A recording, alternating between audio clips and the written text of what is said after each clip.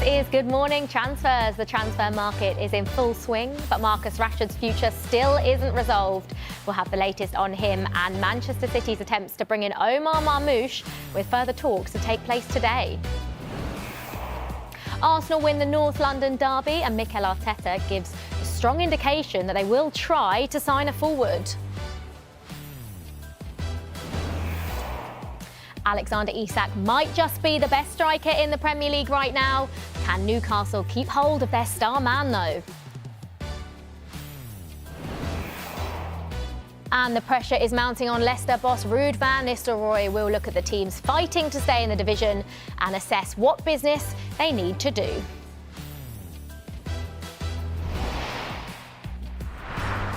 A very good morning to you at home, to Flex, to Statman Dave and to Dave Reed. Right, let's start with Manchester United. Despite being 16 days into the transfer window, we are still awaiting news on Marcus Rashford's future. First of all, Dave, this is going to be a Dave and a Statman Dave, so we don't get you both confused. Yeah, I am in trouble.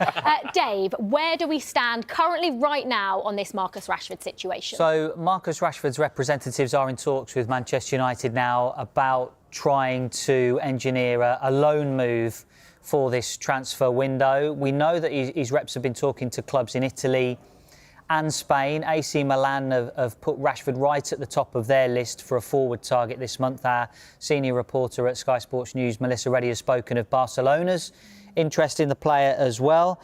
And now we're in the situation now where Rashford has probably given the green light to one or more clubs that his representative has spoken to.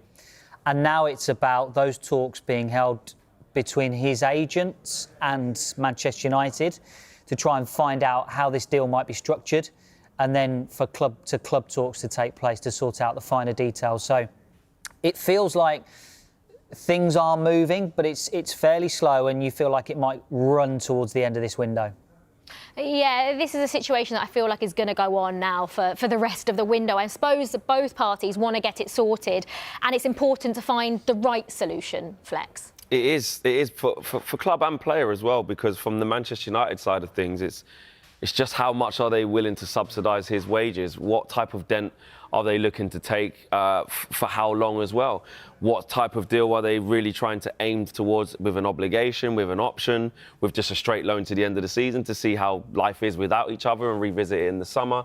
And then, of course, Marcus Rashford holds the cards from a player perspective, because Manchester United might be pushing for him to go to a certain club who want to pay more of his wages, but Marcus Rashford says, I don't want to go there. I don't want to play for that team. So the solution really has been quite difficult to find that sort of middle ground, which is why I think we're pretty much halfway into the transfer window here in January, and we still haven't got a concrete solution. I think Manchester United would like to have some sort of guarantee of incoming money or a fee for Marcus Rashford so they can start to forward plan. But at the same time, if Manchester United end up in a situation where Marcus Rashford doesn't secure a move in this January transfer window and has to stay here until the summer, for me, in my opinion, you're sort of into the Jadon Sancho territory where you can't have a depreciating player/asset just sitting there not playing football. He'll, in my opinion, have to be reintegrated into the squad.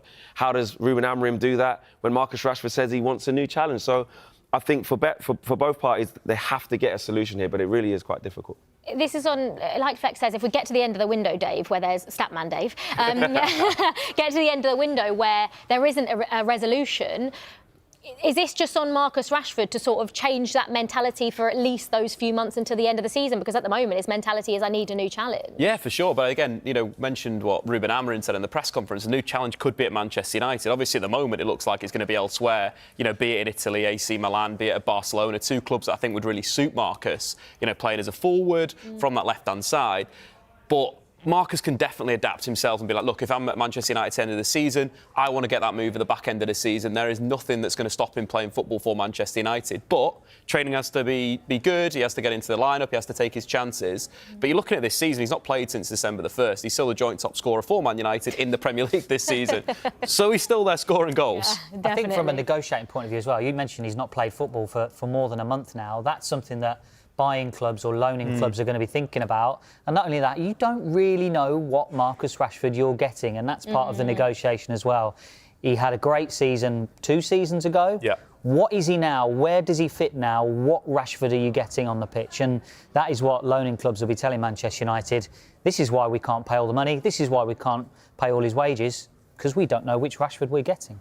Yeah, what about Alejandro Garnacho then? He's been linked with a move away potentially this month. Ruben Amorim, though, thinks he has a bright future at the club. That is clear. He has talent. He needs to learn to play a little bit in a different position. He needs to play better inside.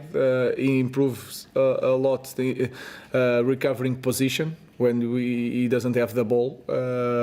But doing that, sometimes he's not in the right place to make transition like he was in the past, because I prefer to defend and then build up with all the team to reach the final third. So he's finding the best way to play in this system. Is improving. Is improving during training. So he started the last game. Let's see. Ruben Amorim with a smile on his face there, talking about Alejandro Garnacho. And I'm sure the United fans, Statman Dave, will be welcome to that news that Ruben Amorim does think, he has a bright future at this club, and he is the future of Manchester United. He absolutely is. He's 20 years old. I think we forget that when his contributions this season have been really good when he's played. What I love about Amorim is when he talks about those types of things, these little details that he has to improve, getting back into the right defensive position. But when you're looking at attackers that Amorim's used previously at Sporting, Pedro Goncalves was playing a bit of the attacking midfield role, the Bruno Fernandes role, but he paired him with a Trincao, a player that was more of a winger, a guy that would carry at the back four, that was directly involved in a goal every 156 minutes in all competitions. But when we look at Alejandro Garnacho's stats, they're even better. Over the 3 years at Manchester United, he's been directly involved in 0.52 goals per 90. That's better than Cristiano Ronaldo in his first 3 seasons. So the level is really there for Garnacho. And if he improves these small things, the defensive positioning, engaging the press at the right time, what a player, because we all know that he can do it offensively. Yeah. Right, just 2 other lines to bring you. Manchester United are in ongoing talks with a number of clubs, including Real Betis over a loan for Anthony, while Diego Leon has returned to Paraguay after completing the formalities of a pre-contract agreement. Right, let's get to our transfer to keep an eye on in our one to watch, and that player today is Wilfried Zaha. So, Dave, what have you got to tell us? Yeah, so Galatasaray, he's been playing for Galatasaray. Now it's MLS side Charlotte who are in talks with the Turkish club about taking Wilfried Zaha. He won the Turkish league after leaving Crystal Palace, and now he's on loan at Lyon, but he's found opportunities slightly harder to come by. In France and in Liga, only 4 appearances in the league this season. And now it's the MLS side. He could be heading over stateside to play for Dean Smith at Charlotte, and they're in talks with Galatasaray, overtaking him there now. Yeah, that was our one to watch, Wilfried Zaha. Right, a big win for Arsenal last night, beating Tottenham at the Emirates 2-1 in the North London derby. Now, we know Arsenal are after a forward. Now, Arsenal manager Mikel Arteta said this: we've lost 2 big players with Gabby and Bukayo. We're going to try. We are actively looking. We have lost 2 very important players. We will try, but let's see what we can get. I mean, realistically, Flex, we know we've spoken about this pretty much every transfer window, even in the summer, but it's so difficult to not even just get a striker, get the right striker in this window. Absolutely, and I think that's why Arsenal fans will be really frustrated with where they are right now, because this has been an ongoing theme for the last couple of years. I think Arsenal have done well to get by with a pretty much full complement and no serious injuries to the likes of Bukayo Saka, who's ever present, the likes of Martin Odegaard, who's ever present, and Martin Odegaard spent some time out earlier on this season. They struggled, and Bukayo Saka as well. And with Kai Havertz not being as clinical on a consistent basis as they would like, because he has had periods where he has scored goals and it looks like everything's all right. But a lot of Arsenal fans have said, we can see a problem here. We know we're probably going to end up in that. And then you take out Gabby Jesus as well, who, again, his form wasn't great leading up to the injuries that he's just sustained, but another big miss for them. So it's a really difficult window, though, to get the one, to be fronting up in excess of 60, 70, 80, up plus to 100 million for clubs who have got a top striker. Do they want to let them go in January? It's so difficult to get it done. And they really, when we're thinking about the players Arsenal have been linked with, I know they were linked with Isak, and that's probably not realistic, but there's been no real concrete links to any strikers. I know Arteta said he's going to try, but who? That's the thing, with Zubimendi, the big one, but that's next summer. Then you're looking today, maybe Evan Ferguson on loan. Rio Ferdinand spoke about Benzema on loan. I don't know how that's really going to work out, but I suppose that's the thing. But, when Arsenal make these big transfers, usually we don't hear about it until it's done. So they're probably working something in the background. You mentioned Kai Havertz, obviously a goal against Palace, a goal against Ipswich. Then he's missed 5 big chances in the next 3 games. We all know the ones against Manchester United, but that consistency in front of goal is a big thing. But going back to that Ødegaard-Saka situation, this season in the Premier League, when those two have started together for Arsenal, they're unbeaten. That combination together is so important with the creativity. I'd also throw Ben White in there, someone that we've not spoke about, but his impact on the overlap, on the underlap, or sitting in a controlling position is really good for the balance of Arsenal's creative right-hand side. So without that, it is hard to create these chances for Arsenal. I mean, you mentioned Kai Havertz. How happy, Dave, do you think Mikel Arteta will be going into this part of the season where they're still in a title race, they're still in the Champions League, technically still in the League Cup as well, but obviously the second leg to come and they're losing. That's a tough game. But will he be happy enough going into this second part of the season with just Kai Havertz as a number 9, who's not even a number 9 himself, really? No, because he said he wants to go out and get a striker. And let's be honest, Arsenal will be looking at a striker for more than a year, so it is on their agenda.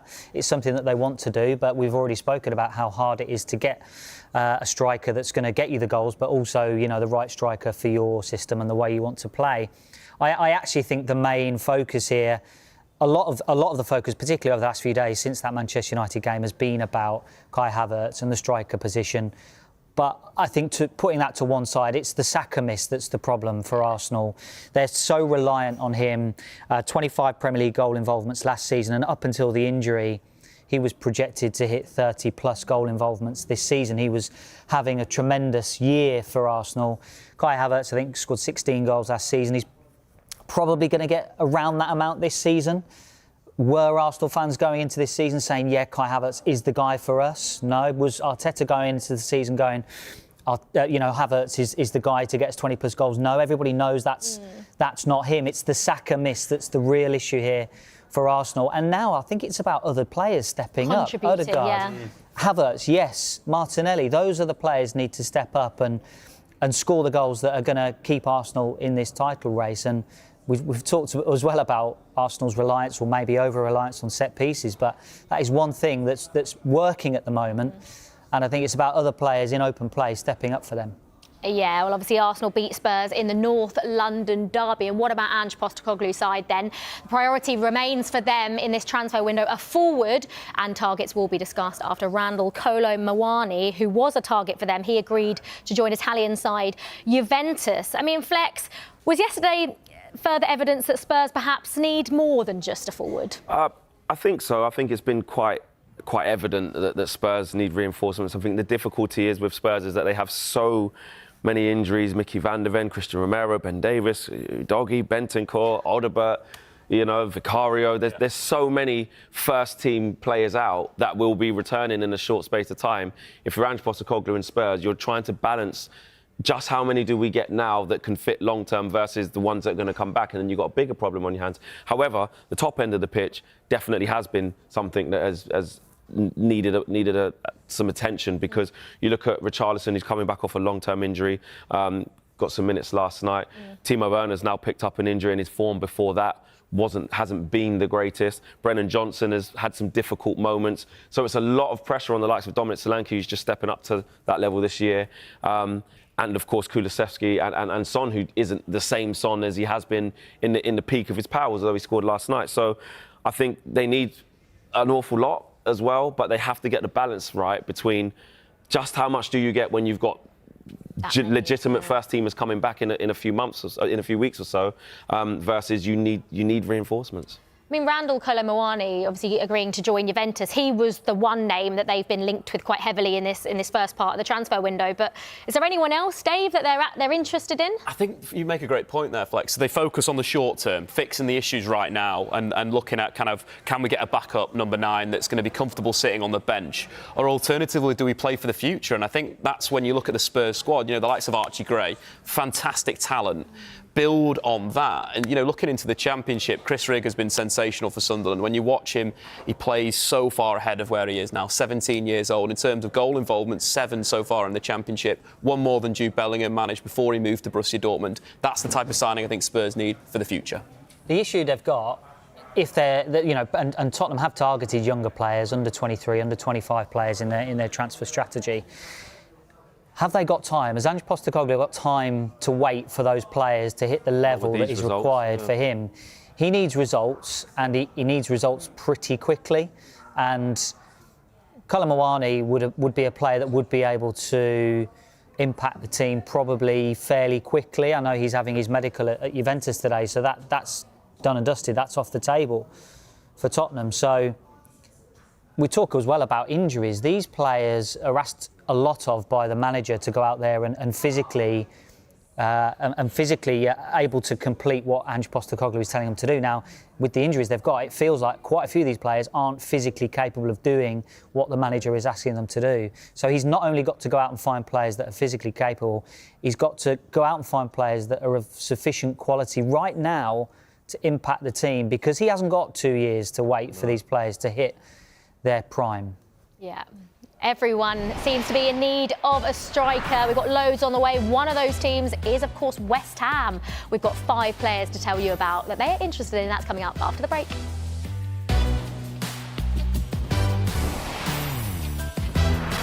Time now for our transfer update. Manchester City will hold further talks with Eintracht Frankfurt today about a deal for striker Omar Mamouche, according to Sky in Germany, but there's no agreement in place just yet. City's deal with Palmeiras for teenage defender Vitor Reis is in the final stages. Tottenham's priority in this transfer window remains a forward, and targets will be discussed after Randall Kolo Muani agreed to join Juventus. Clubs from Saudi Arabia have approached West Ham over the signing of winger Luis Guilherme. Galatasaray are interested in signing Aston Villa defender Diego Carlos after his move to Fenerbahce stalled. Celtic are close to agreeing on pre-contract terms with Arsenal left-back Kieran Tierney. Atlanta United have made an approach to re-sign Newcastle United winger Miguel Almiron. And MLS club Charlotte FC are in talks to sign Galatasaray winger Wilfried Zaha. Let's get to West Ham. Now, no secret is there that they need a striker, given their injury problems in this transfer window. There is a list of players that they have an interest in. They are Taiwo Awoniyi at Forest, Evan Ferguson at Brighton, Nice's Evan Gesson, RB Leipzig's Andre Silva, and Fulham's Rodrigo Muniz. So, are you following? Let's start with Taiwo Awoniyi. What do we think is going to be Forest's stance on their striker? Well, it's an interesting one for him because, last season had some really good patches of form and some really strong moments of play. You're seeing him powering against centre-halves, running through on goal. And actually, I'm not going to say cult hero, but really gives some joy to the Forest fans. But he's lost his place to Chris Wood. And that's not a bad shout, is it? I mean, after Alexander, Isak and Haaland this year, Chris Wood's been absolutely on fire. And he's had his injury problems as well. But from the Forest perspective, you look at what they're trying to achieve this season, certainly top 4, potentially pushing for the title until they're not. If they do let him go, they don't have another recognised striker there. So that would be a difficult one for them to decide on. But for Taiwo Awoniyi himself, not getting a lot of game time, he's 4 goals and 1 assist. So, sorry, six goals last year. So not really the best for him in terms of getting the game time. So can he get his confidence and go and be the main man for West Ham? I think it would be an attractive proposition for him. But from a Forest perspective, letting him go at this stage of the season when they are fighting for what they're fighting for and having a fantastic season, it would obviously weaken them. They'll probably need a replacement. Let's talk about Evan Ferguson then next, because the Brighton head coach, Fabian Hürzeler, has almost left the door slightly ajar for him to leave in this transfer window. Plenty of clubs are interested in the player. Now it's a case of, are Brighton willing to let him go in this transfer window, and to which kind of club? Because there are teams at the top and the middle and the bottom of the Premier League that are after strikers in this transfer window. What's going to be best for Evan Ferguson? You feel like that one might go later in the window, depending on what sort of game time he might expect in the second half of this season at Brighton. So definitely one to watch from a West Ham point of view. Evan Ferguson. What about the man on the end, Nice's Evan Gesson? What do we know about this player? So he's a player that's been at Nice for a while, joined at the under-19s levels, had a number of spells, went to Louisiana for a little bit, a bit of a spell at Nantes as well on loan. This season, though, what I like about him, why I feel that it would be good for West Ham and Graham Potter, is he's played all across the front line. Played as a number 9, balls into feet, he's got the power, he's tall, he can run in behind. But I quite like him from the right wing as well. He's got that ability on the outside to create for his teammates, 4 assists in Liga as well this season. And I think he's a player that would work well. We saw Paquetá and Souček being used as false 9s. They need a threat going in behind. Obviously, with Jarrod Bowen's injury, that's a player there that you could potentially play him as on the wide right, play him on the left, play him as a centre forward, play him behind the striker. I like him. I think he's got a lot of potential. OK, what about Andre Silva as well at RB Leipzig? He's a name that we've talked about for quite a long time in terms of players in Europe. Can we see him come into the Premier League soon? Well, if you look at his record, obviously Porto, AC Milan, Seville, Eintracht Frankfurt, RB Leipzig, Real Sociedad, that is an incredible career. But you've got to go back to 2020-21 for his last season where he really exploded, directly involved in 35 Bundesliga goals in just 32 games. 28 goals he scored that season. The big thing with a player like Andre Silva, he might not have the total all-round game to be a sole striker. He needs a partner. At Frankfurt, he had that. That's something think that West Ham need to do if they're going to go and sign him. And Rodrigo Muniz as well. He had a bit of a purple patch in 2024.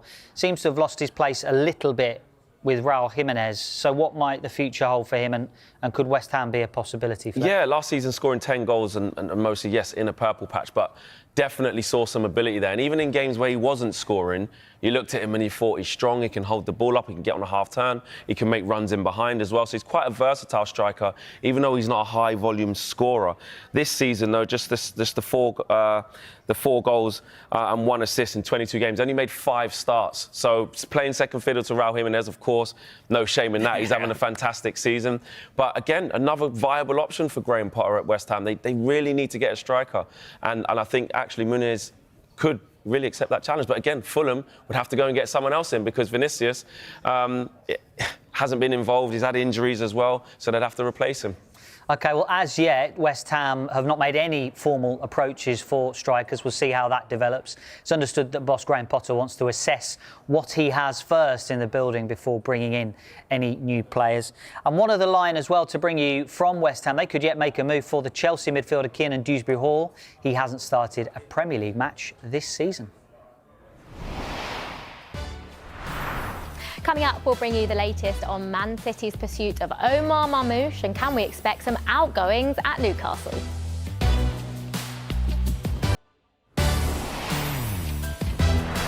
Welcome back to Good Morning Transfers. Great to have you with us this morning. Let's take a quick look at some of the stories making the back pages today. There's a story in The Sun, and that is that Arsenal, Manchester United and Tottenham are eyeing Brentford striker Bryan Mbeumo. Right, Statman Dave. Surely Brentford are not going to let him go now. He's in the form of his life. I mean, he's just been brilliant for Brentford ever since they came up. But do you think in the summer there could be more than just Arsenal, Man United and Tottenham interested in him? I would say so. Everyone should be interested in this guy. 13 goals, 3 assists for Brentford, directly involved in 40% of their goals in the Premier League. That's the big reason why they can't let him go. Yeah. It's been so good at the G-Tech, so good at home. And it just, when you go back in terms of like Premier League players, like a Riyad Mahrez that carried Leicester City to the Premier League title with Jamie Vardy, so dynamic, so good. He's that type of player that we kind of ignore because he plays for Brentford, but would be great for Arsenal right now with Saka's injury. Manchester United would be fantastic. Tottenham could do a job at Chelsea. Got a great profile, fantastic player. Yeah, I think he's absolutely brilliant. With Tony, without Tony, I think a few clubs will be keeping tabs on Bryan Mbeumo. The Daily Mail today have said that Real Madrid have conceded they will not be able to sign Trent Alexander-Arnold this month, I think is the key word, Dave Reed. Liverpool fans will be happy with this, but is it still one to watch for the summer, obviously, with Trent being out of contract? Happy for now, and it might not be over totally this month. I know the Spanish paper Marca are saying that Real Madrid are just waiting for the right moment to go again at Liverpool for Trent Alexander-Arnold this month. Maybe there might be a point where Real Madrid think they can spot a sign of weakness in Liverpool's resolve this month. But they're also reporting over in Spain that Trent Alexander-Arnold is essentially nailed on to go to Real Madrid this summer. So, Yeah, I guess Liverpool fans might be pleased to read that this month, while there's still so much to play for this season for Liverpool and Trent Alexander-Arnold.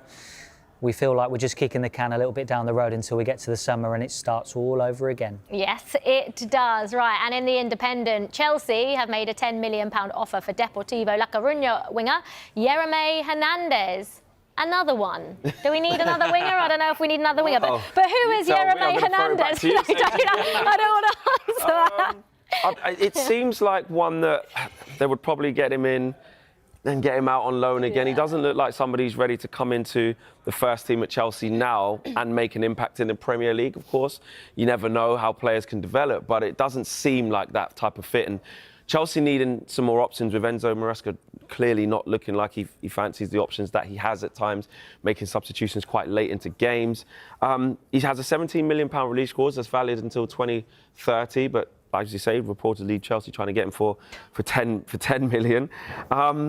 And I'm just not sure that this one will materialise. I mean, you look at Deportivo as well; they're 17th in the Liga 2 as well, so they're struggling. Not going to want to lose him at this point of view, but I think he'll struggle to come in and make an impact right now in the Premier League. I think he's a player where you look at the system that Chelsea created, and Strasbourg, in terms of minutes, have played more players under the age of 21 than any team in Europe's top 5 leagues. Wow. They're getting young players, they're giving them time, like Andre Santos, who's been brilliant for them, joint top scorer with 6 goals.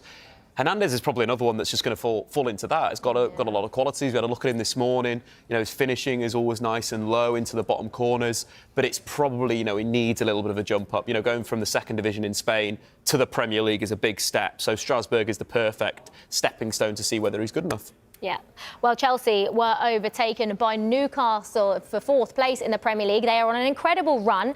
They equalled their club record of 9 straight wins in all competitions with victory over Wolves last night. And Alexander-Isak scored once again. That's now 8 in a row in the Premier League. I mean, Dave, just first of all, on Newcastle's transfer business in general over the last few windows, we know they've had constraints, PSR constraints, but they're in a position right now where it's all looking rosy again at Newcastle. Yeah, and I just think it's remarkable what Eddie Howe is doing there. And in the summer transfer window, I think it was fairly obvious that the manager wasn't particularly happy with the way the window had gone, having to sell Elliot Anderson. And when you look at the incomings in the summer as well, Lewis Hall, Vlachodimos, the goalkeeper, Will Osula, Lloyd Kelly on a free. None of those players really, when they signed, you think, oh, well, that's going to take Newcastle to the next level. That's a player that can raise the ceiling of the squad. And it's only really in the recent 2 months that Lewis Hall has really found his feet in that Newcastle side, and he's been a real asset to them. So given the fact that essentially that is a Newcastle squad that stood still in the summer, to be doing what they're doing now, I think is incredible. I think the return of Tonali is an obvious player to look at and think, well, yeah, he's made a real difference. And that midfield 3, probably, if not the best midfield 3 in the Premier League. I think there's an argument for that. And I think what Eddie Howe is doing is remarkable. And if they continue that, then they're definitely in the conversation for Champions League football again. Well, one of those players you mentioned that they bought in the summer, Lloyd Kelly, has been linked with a move away, as has Miguel Almiron. Flex, where do we stand on those two? Yeah, I think Miguel Almiron is a bit of a cult hero at Newcastle, Miggy Almiron. I love him. I think he's brilliant, honestly. But I think it's time now for him to probably move on. He's played over 200 games for Newcastle, and that's why he's a cult hero. Always, has that unique running style where he absolutely puts it in, leaves everything on the pitch, and that's exactly why Newcastle fans have a fond spot for him. But 5 goals and 3 assists last season, 45 appearances. Only started 1 game this season without a goal and assist. I think it's time, and there were some murmurs in the summer that you thought that might happen as well. So I think a move away for him would be best. Lloyd Kelly coming in from Bournemouth in the summer on a free contract. Again, Newcastle had so many injuries, so it was a good thing that he was there and could help out. But as I've had players that are returning that they're more used to playing, he's found his game time more limited as well, just 13 appearances this season as well. So as the injuries have eased, he's fallen down the pecking order. So I can see these 2 players moving on with not much coming into Newcastle. As Eddie Howe has already said, it's about keeping what they've got. It's about maintaining what they've got and pushing forward. Yeah, absolutely. Well, Atalanta United have made an approach to re-sign Miguel Almiron, and Newcastle have rejected an approach from Jose Mourinho's Fenerbahce for defender Lloyd Kelly. Statman Dave, let's get on to Alexander-Isak then. Scored again last night, 8 Premier League games in a row now. I mean, I feel like I don't need to ask this question because I feel like it's quite obvious, but is he the best striker in the Premier League right now? I think he's the most complete striker in the Premier League right now.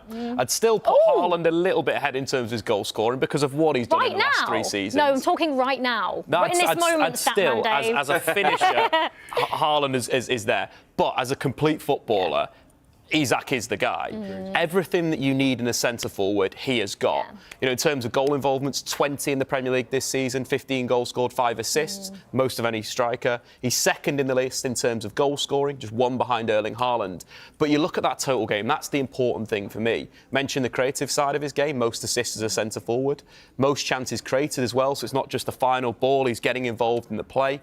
In terms of dribbles, most completed, most carries into the penalty area. All these numbers are stuff that I look everything. at. Basically, he's the top of all the statistics. And then you look, his defensive work is very, very good. And he's always an outlet for Newcastle. Most progressive passes received. That is a little bit more complicated as a statistic, but that basically, you're coinciding with a player that receives in the final third, that gets on the ball, that makes things happen for his team. So for me, the most complete, Haaland is still the best goal scorer. I agree with the most complete. But in form right now. Surely Alexander-Isak is the most informed. Yes, I changed my question. I changed my question. I'd say he's the most informed, but what Isak does have that I think Erling Haaland doesn't is that if the team is in serious trouble and they can't get out and they need somebody to drop off the front and come and make something happen, Alexander-Isak can do that, whereas I feel like you look at Erling Haaland, he needs to be fed, he needs to be given chances, and if you do that, he will give you an amazing return. So yeah, as a goal scorer, yes, but in form, Isak. Arsenal crying out. I mean, it just feels like Isak and Arsenal would be the perfect match, but I don't think Newcastle will be very happy about that at all. Right, to Manchester City now, and they'll hold further talks with Eintracht Frankfurt today about a deal for striker Omar Marmoush, according to Sky in Germany. The clubs are yet to reach an agreement over the financial terms of the sale. Eintracht Frankfurt wants £67 million for him, whilst City's deal with Palmeiras for teenage defender Vitor Reis is in the final stages. Let's start with Vitor Reis then, Statman Dave. He's a young centre-back, but do you think City are bringing him in for now or for the future? I think it's a bit of both, to be honest. City need these defenders, and looking at his performance, Vitor Reis, against Botafogo in the Copa Libertadores final, he looks so calm. On the ball, in the duels, very, very relaxed defender. That's something that when you look at these young players, a lot of them are quite rash. They're young centre-backs. They want to go and win the ball. He's more of a calm player. But when he needs to get stuck in, he gets stuck in. I had a great battle, as we spoke to Tim Vickery yesterday, with Igor Jesus. That's something that I like about him. City need that right now. With Nathan Ake coming back into the side, City look a lot better. If they can get someone like Vitor Reis into the club, that would improve their defence slowly, and that's something that City really need to do right now. So Marmoush, Reis, Kushanov, those 3 players, it looks like Manchester City are going to be bringing in. Pep Guardiola did say in the summer, didn't he, that he feels they should have been a little bit more proactive. With those 3 players being brought in, Dave, do you think that'll be it for City this window? Well, let's get things straight. This is going to be an extraordinary window for Manchester City. They don't do this. They don't spend money in January. And if those 3 players are completed, this is a real statement from Manchester City. Now, whether it's a statement that things have gone so pear-shaped that they needed to get somebody in, or they're actually saying, well, this is us building for the future. We're not going away here. I still think midfield is an issue for them, and I think a number 8 would be ideal, and a number 8 that can probably fill in for Rodri as well. So I wouldn't rule out another signing, be it in midfield or further forward. I think wide areas as well are maybe becoming a bit of an issue. But certainly, if those 3 players come in, I think it is a good window for Manchester City. I still think midfield might be one to watch. Yeah, right.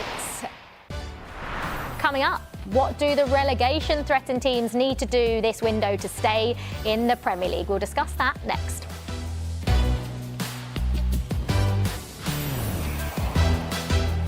Welcome back. We are taking you back to 2008 when Chelsea signed Branislav Ivanovic from Russian side Lokomotiv Moscow.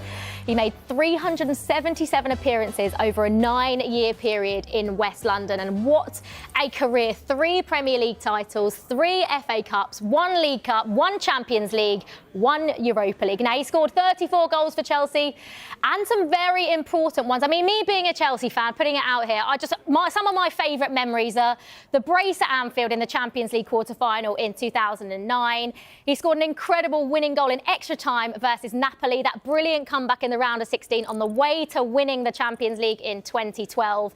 And he actually scored the winner in the Europa League final the following year in the very last minute of the game. Cult hero, legend. I love Branislav Ivanovic. Chelsea fan. I love him. And every Chelsea fan out there, he is a rock solid, wasn't he? He was. No, he actually was. And you talk about like cult heroes, or I know we've heard the term Barclays men over the last few months. No, he's like a serial winner. Top right. He's one of the top right backs the league has seen. Yeah, like 100%. if you're talking, obviously, you know, your Kyle Walker, Gary Neville, etc. Branislav Ivanovic is right up there. Any of you got any interesting stories? Ever met him in real life? But he should say that. Yeah. I was once carrying a TV through West London and saw Branislav Ivanovic. That's Did you? that's about as good Did he as it stop what he gets was there. doing and help you carry it? No, but I nearly dropped the telly because I was looking at Branislav Ivanovic. You had purchased the telly, I right? purchased the TV. Just to clarify. Just to clarify that. I had paid money for it, yes. I actually have met Branislav Ivanovic as well. I was one of those kids that would go and wait outside Cobham when I was like 10 years old to like have a picture next to his car. So I met him once there, and I also met him in a cinema near where we live, which is near Cobham. So he must still be living there because it was only last year. He was watching a Halloween film, and I go to the cinema every year with anytime a film's out, to watch it with my dad and sister. And I met Branislav Ivanovic there. My dad was so excited because there's Branislav Ivanovic. But yeah, we love Branislav Ivanovic. We've never met him, David. No, unfortunately not. Not with a team. Never had the Not in the privilege. cinema, nothing. Him on the right-hand side at Old Trafford and Stamford Bridge giving us That was grief. it. Yeah. Yeah. Right. We have some breaking news in from Sky Italy. And we spoke about Alejandro Garnacho a little bit earlier, didn't we? And he is Napoli's first choice to replace Kvaratskhelia. Now, the Georgia winger is expected to join PSG in this transfer window, and Napoli are scouring the market for a replacement. We have been reporting that United do not want to sell, and it is thought it would take a huge offer for them to either consider it. United head coach Ruben Amorim, we actually heard earlier on the show, was speaking very highly of Alejandro Garnacho. But yeah, the breaking news is that Napoli want Alejandro Garnacho to be their replacement for Kvaratskhelia. Flex, how are you feeling? Yeah, your face said it all. How are you feeling about that? I think you have to look at it in the wider context, right? Like that Statman Dave said earlier on with Garnacho's goal contributions at the age of 20. And I think Garnacho has had to play an awful lot of football awfully quickly because a lot of senior pros probably weren't at the level they were supposed to be. Jadon Sancho last year wasn't there. Anthony, time out of the team and wasn't at the required level. You're looking at Marcus Rashford as well. So there you have this 18, 19-year-old at the time, and you're saying, get on the left wing, play on the right side. At one time, I think he'd started 33 games in a row at one point last season. So he's playing an awful lot of games really, really quickly, which on one hand hampers his development because you're not getting the time to be eased in and out of a struggling Manchester United side. And obviously, on another hand, can help your development because you're getting an awful lot of game time really quickly. I think he's an important part of what Manchester United are trying to do right now. However, like the report said there, if it's something they don't want to sell in Manchester United, but if a huge offer came through of, let's just throw a ballpark, 65, 70 million pounds.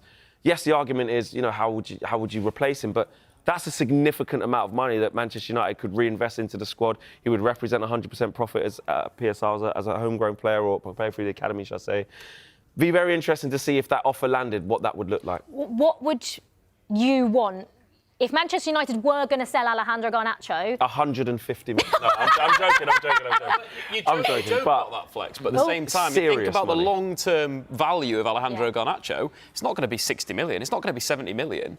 So if they were to sell him now, it would be a bit silly in that sense, because you think about where he's come from, the age, where he could go to in terms of his growth. Attackers are always expensive in European football. It wouldn't be the smartest business, in my opinion, to sell him anything below 100 million, and that's what United should want. there is already a relationship there between United and Napoli in terms of doing business recently with Scott McTominay. So there would be dialogue there between the clubs, friendly dialogue, you would think. And no player, as we've been talking about, really is untouchable at Manchester United right now. And if Ruben Amorim is going to be restricted in the summer and the club turn around to him and say, you could maybe double, treble your budget if we sell this one player, I think the manager might well seriously consider it. Yeah, well, Manchester United are 15th in the Premier League table. So what about the teams below them? The battle to stay in the Premier League is really heating up. Leicester, Wolves and Everton all lost last night. So do they need to act quickly before the window closes? Dave, I'm coming to you first on Leicester. A disappointing defeat, another one at home last night to Palace. What do they need? Yeah, it's not looking good, is it, for Leicester? 6 defeats in a row. 4 of those games Leicester have failed to score in.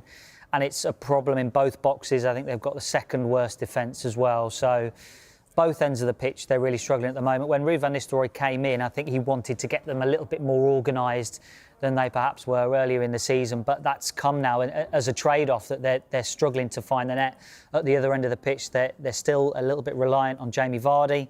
So I think a forward, wide option, someone who can play through the middle as well for Leicester. They've already brought in the right-back Koulibaly from Parma, but I also think a centre-back is what Leicester need. And they're really restricted again by finances. They've managed to bring Tom Cannon back from Stoke, but there's question marks now as to whether he's then sold on so that Leicester can bring in some money. So they are in trouble at the moment, Leicester. Statman Dave, what about Wolves then? Wolves an interesting one. Their goalkeepers this season have massively underperformed their expected goals, so maybe dipping into the market and buying someone there. Ivan Diouf, someone I've spoke about on the show previously, a keeper that has really performed in the last 3 seasons, saved his team, Stade Reims, an extra 10 goals. But the big thing for Wolves is keeping Matheus Cunha. He has been one of the best players in the league this season, 10 Premier League goals for Wolves. So that would be the sort of business I think Wolves need to do. When you're looking at Vitor Pereira's record, 7 points already in just 5 games. That's 2 fewer than Gary O'Neill managed in the entirety of the season previously to that. So I think it's just keeping Cunha, potentially looking at a goalkeeper, and Wolves should stay in the Premier League. Oh yeah, let's just have a little listen then to what Wolves manager Vitor Pereira had to say about Mario Lemina last night.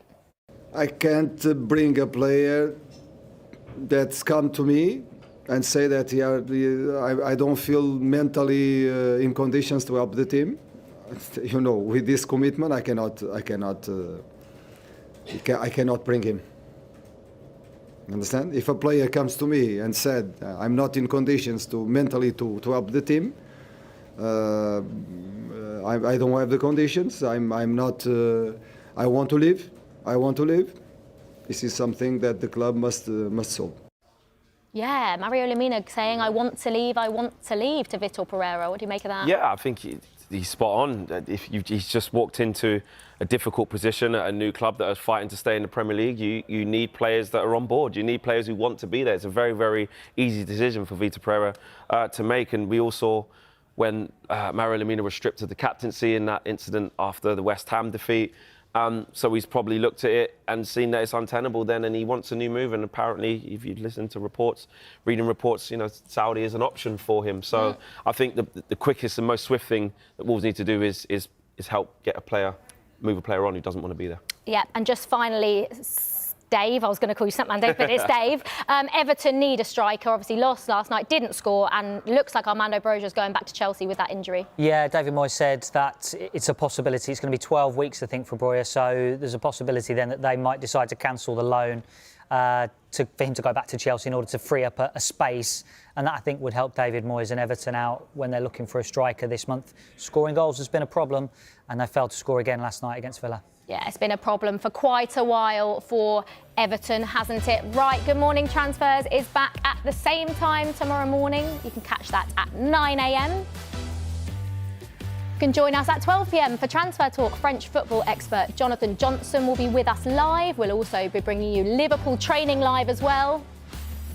And for a full roundup of all the day's news, you can catch the Transfer Show tonight at 5 and 7 p.m.